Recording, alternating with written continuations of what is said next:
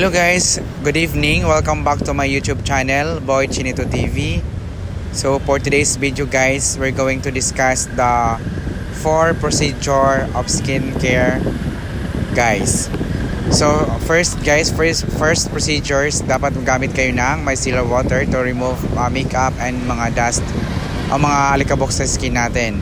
Second guys, toner para mag deep cleansing at saka mag-balance sa mga skin natin guys. And next guys is serum. Serum guys para si serum naman guys siya ang pangpa-booster guys ng natin mga gamit na skincare. Yun, and next guys is si Sun Protect guys. So yung gamit ko guys na micellar is BU10. And then ang ang toner ko naman is Deopros. And then ang vitamins, yung serum ko guys is vitamin C ng Reeboks, kasi ang vitamin C guys maganda to siya pang anti-oxidant at saka pang prevent ng free radicals guys, para mapabagal yung pagtanda ng balat natin guys. And guys, yun, in-apply ko na siya sa mukha ko para magiging glass skin guys. Yun. So kailangan guys i-apply natin ng mabuti, 2 to 3 drops lang guys. Then i-scattered natin sa mukha natin guys hanggang sa ito ay mag-dry.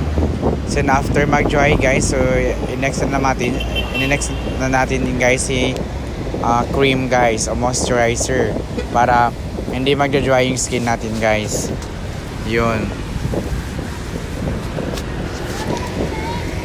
So ang maganda gamitin guys sa moisturizer is yung guys, ang gamit ko is Deopros. Then maganda rin si BU10 na for the glow expert guys, kasi mabilis yung mabilis yung effect niya guys. Mag-glass skin ka talaga guys. And next ito si Deopros ang gamit ko guys. Ito ang gamit ko guys kasi pang anti-wrinkle at saka pang whitening. Gusto ko mag-whitening yung face ko guys, kaya ito yung ginagamit ko guys. Then sa mga gustong magbili dyan, so bili na kayo sa All Watson Nationwide. Mabili ito guys. Yan, ito yung guys, black and gold yung takip guys. And next guys is yan ang itsura niya guys. So medyo milk, parang gatas guys, is white ang nasa loob. White ang nasa loob niya guys. So next, ayun, ibahid mo lang guys sa mukha mo. Yan. So dapat i-scattered mo lahat sa mukha at sa leg mo guys. Scattered mo lang guys hanggang siya ay mag-absorb.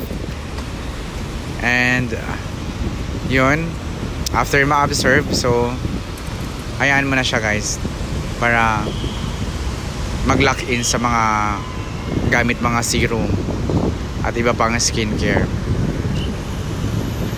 And then next guys, pagka morning guys, dapat maggamit ka ng sun's protection or moisturizer na may SPF, kasi para protektado ka sa araw guys, para hindi masunog yung mukha mo at hindi ka magkaroon ng hyperpigmentation, discoloration, mga dark spot, sunspot. Yun, prevention is better than cure guys. Yan.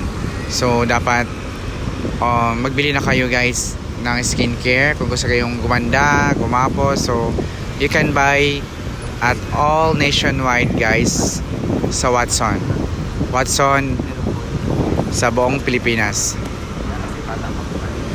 Yan naman guys, yun ang gamit ko yung moisturizer pag dry na dry yung skin ko. Pwede itong aloe vera yung mga kasama ko guys. Aloe vera is good for hydration, good for firming, and lahat guys, maganda siya. Ayan, mga pamangkin ko. So gagamit din sila guys. Gagamit din sila ng skincare para daw maputi sila. Yun. Ay, binigyan ko ng ano guys, isa kong vitamin C ng Reeboks. Binigay ko si dalawang order ko guys, dalawang pinipiyos ko sa office. Kaya binigay ko lang ang isa. And next time mag salary duck ako guys ng marami. Kasi ito na gagamitin ko. Then sa sunscreen naman guys, SDO Pros ang gamit ko. Ito yung yellow boy hyaluronic guys. Maganda to guys para hindi also mag-dry skin mo. So ito yung gamitin mo guys. Yan, hyaluronic gold.